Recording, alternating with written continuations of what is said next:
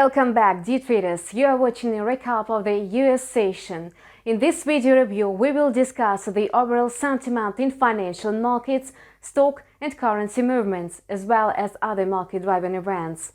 As expected, Wall Street faced another big sell-off at the start of the week. The S&P 500 slid into a bear market due to increased risk aversion.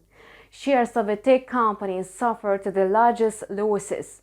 Today, stocks may halt the three-day decline and slightly recover ahead of the FOMC meeting.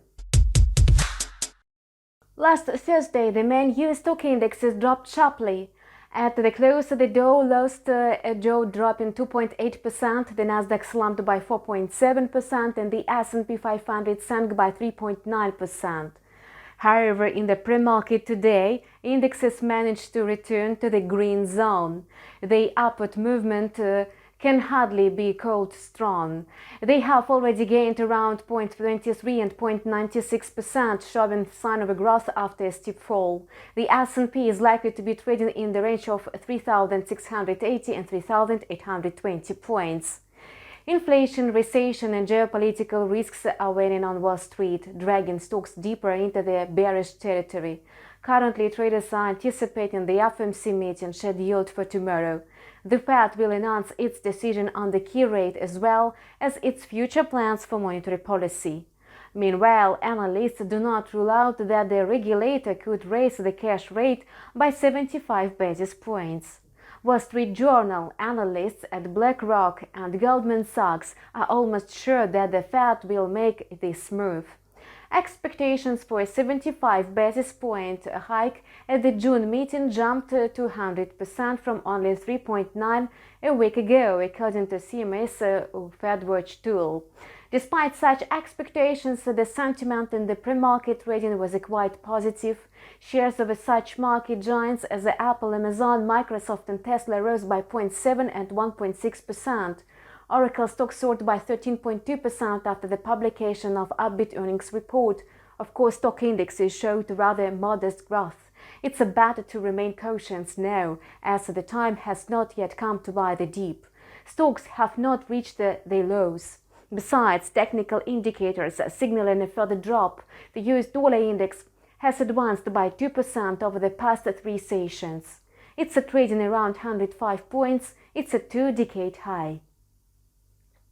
Today, the index is moving down. However, this consolidation may be just a pause before a sharp jump ahead of the Fed meeting. We will find out tomorrow. In the American session, the greenback is expected to move in the range of 104.40 and 105.20. The US dollar index will hardly climb higher today. Like other currencies, it's consolidating at the current levels before the meeting. Analysts are actively revising their forecasts. They anticipate a 75 basis point rate hike in June and July and a 50 basis point increase in September. If so, the US dollar is sure to rally to 107 points. US Treasury notes will also appreciate significantly. The yield of US government bonds has declined after soaring to an 11-year high on Monday. The 10-year yield rose to 3.328%, while the 2-year Treasury yield grew to 3.313%. The latest data from the Ministry of Labor did not bring any unpleasant surprises. In May, US producer price increased by 0.8% after a rise of 0.4% in April. The data met the forecast. Prices of goods rose by 1.4%, whereas petrol appreciated by 8.4%. Natural gas, steel products, diesel fuel and poultry products also become more expensive. The price of services surged by 0.4%, whereas the price of warehouse services added 2.9%. On a yearly basis, producer price advanced by 10.8% compared to an increase of 10.9% in April. Meanwhile, the Canadian dollar dropped to 1.2923 against the greenback, hitting the lowest level since May 13. Today, USD CAD continues gaining in value, though a bit slowly.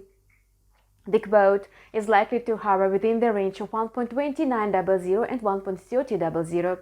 The decline in the Canadian dollar could be explained by the Fed's aggressive policy, which is boosting the greenback. As for oil prices, they resumed gaining in value. Brent crude jumped to $124.29 per barrel, whereas WTI hit $122.80 per barrel. A decline in Libyan exports of oil caused by political disturbances only aggravated the supply deficit. In addition, other OPEC Plus countries find it difficult to reach the targeted production levels. However, higher prices are not propping up the Canadian dollar today. The fact is that traders are focused on the central banks and their policies. Thus, the Bank of Canada sticks to its hawkish stance and may raise the benchmark rate by 0.75% next month. The decision was taken after the labor market report showed that in May, the economy added more jobs than expected. Crypto traders are also very cautious at the moment. Bitcoin managed to rebound from its 18-month low of $20,800 and started consolidating above $22,000. At the same time, the general market situation will hardly support crypto assets. Binance, the world's largest cryptocurrency exchange, was hit with a court auction claiming the company misrepresented the stability of algorithmic stablecoin Tether USD. Meanwhile, Tether dropped after sources said it was pausing all withdrawals and transfers between accounts for its 1.7 million customers. Notably, Tether was an initial investor in Celsius. After the announcement, USDT dropped to $0.9975 and by the morning it was hovering near $0.9988. Since crypto traders are risk-averse, digital gold is unlikely to hit new highs in the near future. If it drops below $20,000, it will even chance to slide to $17,000 or $18,000. However, today the asset may recoup some of its losses. It's expected to trade between $20,800 and $24,100. This is a forecast from our analysts. Do not succumb to general anxiety and extremely volatile market sentiment.